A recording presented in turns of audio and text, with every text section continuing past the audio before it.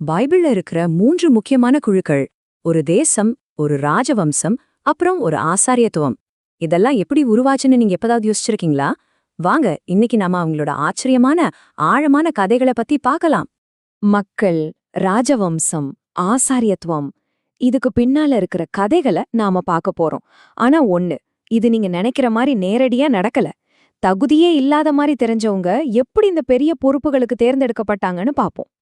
சரி, முதல்ல அடித்தளத்திலிருந்து ஆரம்பிக்கலாம். அந்த தேசம், இது எல்லாமே ஒரு மனுஷன் நடுராத்திரியில நடத்தின ஒரு மர்மமான போராட்டத்தில இருந்து தான் தொடங்குது. இதுதான் அந்த முக்கியமான தருணம். ஆபிரஹாமோட பேரன் யாக்கோபு நேரடியா கடவுள்கிட்டே போராடி ஒரு புதிய அடையாளத்தை பெறுகிறார். இது அவரோட வாழ்க்கையை மட்டும் மாத்தல, ஒரு முழு தேசத்தோட தலைவிதியே மாத்திடுச்சு. இஸ்ரவேலுங்கிற பேரே இந்த போராட்டத்தை சொல்லுது.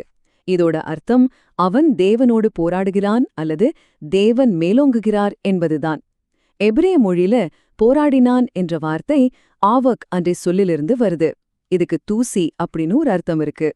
அப்போ இது ஒரு அமைதியான ஜெபம் இல்ல, புழுதி பறக்கிற அளவுக்கு நடந்த ஒரு உண்மையான மல்யுத்தம். இது ஒரு மனுஷன் தன்னோட சொந்த பலத்தை விட்டுட்டு கடவுளை கெட்டியா பிடிச்சுக்கிற ஒரு முழுமையான மாற்றத்தை குறிக்குது.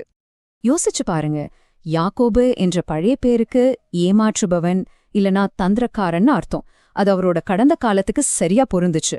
ஆனா அவரோட புதிய பேரான இஸ்ரவேல் விஸ்வாசத்தால உருவான கடவுளை சார்ந்த ஒரு புது அடையாளத்தை காட்டுச்சு. அந்த போராட்டத்தின் போது கடவுள் அவரோட தொடை சந்தை தொட்டு அவரோட சுயபலத்தை உடைக்கிறார். அதுக்கப்புறம்தான் அவருக்கு இந்த புதிய பேர் கிடைக்குது. இந்த ஸ்லைட்ல இருக்கிற அட்டவணை யாக்கோபின் அந்த ஆச்சரியமான மாற்றத்தை ரொம்ப தெளிவா காட்டுது இல்லையா? பாருங்க, தந்திரம் பண்றதுல இருந்து கடவுளை பற்றிக்கொள்வது வரைக்கும், சுய பலத்திலிருந்து கடவுளை சார்ந்திருப்பது வரைக்கும். இது ஒரு தனிநபரோட மாற்றம் மட்டும் இல்ல, ஒரு தேசத்தோட பிறப்பையே காட்டுது. சரி, தேசம் உருவாகிடுச்சு. அதை யார் வழிநடத்த போறாங்க? ராஜவம்சத்துக்கான தேர்வுல ஒரு பெரிய ஆச்சரியமான திருப்பம் காத்துட்டு இருந்துச்சு. நியாயமா பார்த்தா முதல் மகனான ரூபனுக்கு தான் அந்த மரியாதை கிடைச்சிருக்கணும். ஆனா அவர் செஞ்ச ஒரு பெரிய தனிப்பட்ட பாவத்தினால தகுதி இழந்து போயிட்டார். அடுத்து வந்த 2 மகன்களான சிமியோனும் லேவியும் சீகேம் நகரத்துக்கு எதிரா செஞ்ச கொடூரமான வன்முறையால தகுதி இழந்து போயிட்டாங்க. 3 மகன்களும் தகுதி இழந்த நிலையில அந்த பொறுப்பு 4வது மகனான யூதா மேல விழுது. அவருக்கும் ஒரு சிக்கலான கடந்த காலம் இருந்துச்சு. ஆனா அவர் ஒரு பெரிய மாற்றத்தை சந்திக்க போறதா இருந்தார். யூதாவோட தலைமை பண்புக்கான பயணம் இங்கிருந்து தான் தொடங்குது. இது ஒரு தவறான செயல்தான். இருந்தாலும் அவரோட இந்த யோசனை தான் அவரோட சகோதரன் யோசேப்போட உயிரை காப்பாத்துச்சு. இதுல அவரோட நடைமுறை சிந்தனை தெரியுது.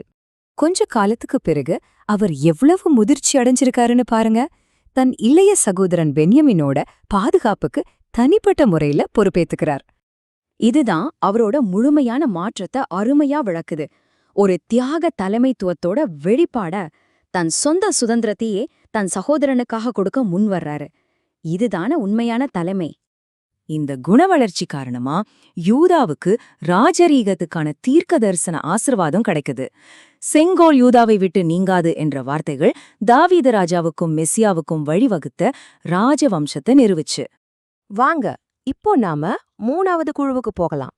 ஆசாரியத்துவம். இது ஒரு தேசிய நெருக்கடி நேரத்துல உருவானது. இது எப்படின்னு பார்க்கலாம்.